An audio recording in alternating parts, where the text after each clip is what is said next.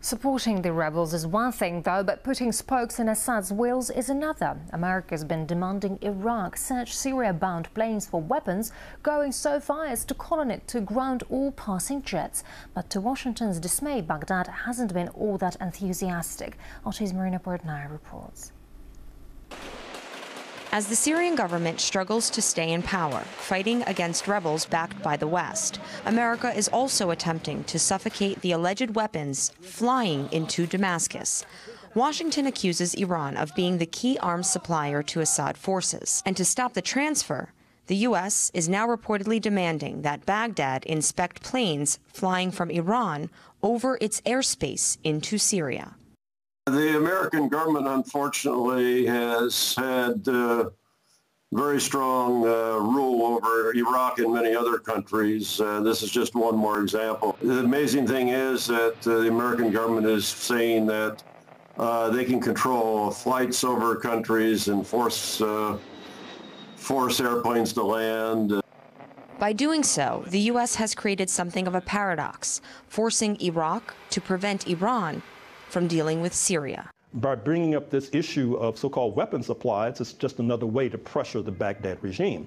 The United States feels that since it invested blood and treasure in terms of overthrowing Saddam Hussein, that it has the right, if not the obligation, to then order the internal affairs of the Baghdad regime. Obviously, al-Maliki objects to this kind of approach, and I dare say that the Iraqi people object to that approach as well. Unnamed U.S. officials have complained that Baghdad is not doing enough to cooperate with Washington's demands. Since September, Iraq has only managed to allegedly inspect 2 Iranian planes.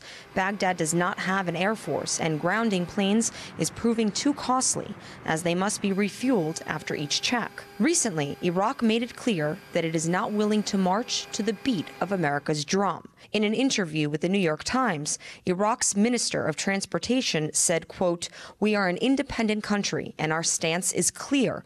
We will search whichever plane we want, whenever we want. We will not take orders."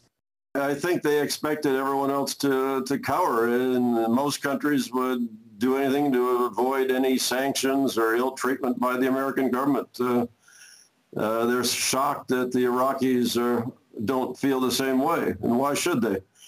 Look how many Iraqis lost their lives even before the war started, with the sanctions and the killing of children by lack of medicines, all the way through the displacing people and sending them to other countries, including Syria. Nearly 1 decade after Saddam Hussein was ousted by the U.S.-led invasion into Iraq, Washington is pressuring a new government of the very same country to help remove the leader of a different one. As America continues supporting Syria's opposition in part by policing Iran, Iraq's refusal to march in lockstep with orders has created something of a Middle East triangle the White House may not be able to navigate. Marina Portnaya, RT, New York.